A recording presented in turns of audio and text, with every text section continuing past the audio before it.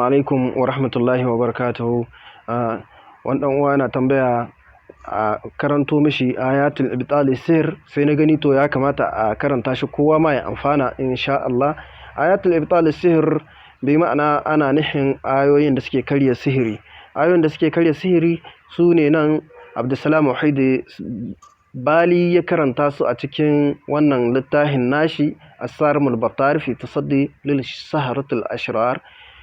Littafin nan wanda 'yan bokaye da malaman tsubu suka tsana, wanda yake tona asirinsu, kuma ko kai aka karanta ka fahimci abin da ke cikin shi za ka gane ashe damfara ce da cuta, ko da malami ya ce maka ka iya ganewa wannan aikin boka ne yake, ko da ka ya ce maka shi malinta yake yi. Amma wannan ayatul ibtali sihir ana karanta su ne a cikin ruwa, a ba ma wanda ake tsammanin ana karanta su ne a kare baki kusan ruwa a cikin wani abu, a karanta sai a rika ba wanda ake tsammani an yi mishi sihiri ne ya sha, ko kuma a wawwanke mishi jikin shi, ko a wawwatsa duka wurin inda ake tsammanin an yi sihirin.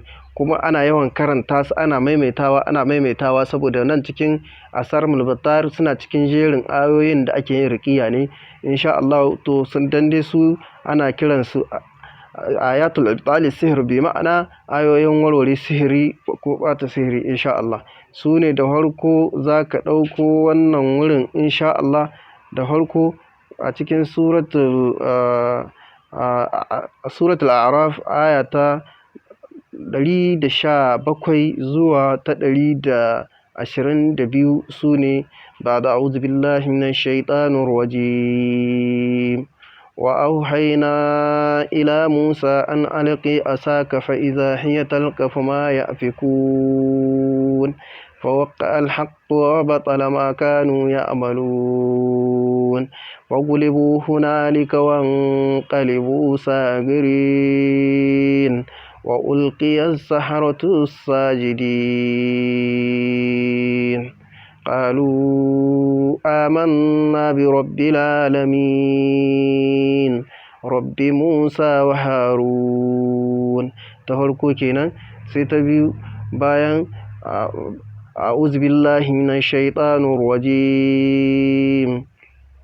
فلما ألقوا قال موسى ما جئتم به السحر إن الله سيبطله إن الله لا يصلح عمل المفسدين ويحق الله الحق بكلماته ولو كره المجرمون.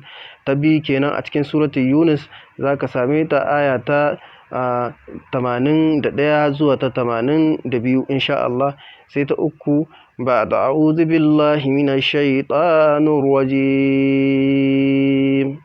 وألقي ما في يمينك تلقف ما صنعوا إنما صنعوا كيد الساحر ولا يفلح الساحر حيث أتى.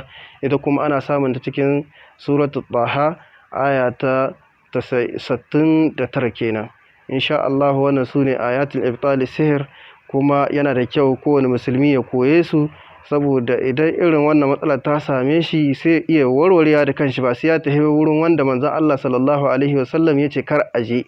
Manzon Allah sallallahu alaihi wasallam ya ce man ata kahin aw arrafan fasaddaqahu bima yaqulu faqad kafara bima unzila ala Muhammad. Wanda ya tafi wurin boka ko dan bugon kasa ko mai malamin tsubu, su ne dai arrafa ko masana ake cewa masana tsiya. To in ka tafi wurin su, manzon Allah sallallahu alaihi wasallam ya ce ka kafirce ma abin da aka aiko mishi, ka zama ba musulmi ba tunda ka kafirce ma alkur'ani. To yana da kyau kowane musulmi ya koye su, ya hardance irin wannan matsala. In wannan jarabta ta same shi, ba sai ya tafi wurin waɗancan ba da aka ce a yi baram-baram da su, a yi musu tawaye.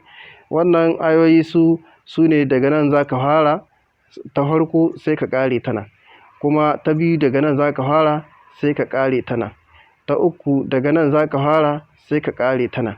Ana yin su ne a cikin ruwa, a ba ma wanda ake gani hakan din ta same shi ya sha, ko kuma a wawwatsa mishi, ko a mishi wanka, kuma ya rika yin amfani da shi insha Allah. Kawai an gani ya amaye shi, ko kuma ya kare ya dawo cikin hayyacin shi, maganin ya kare ki bi ma'ana. Assalamu alaikum wa rahmatullahi wa barakatuh.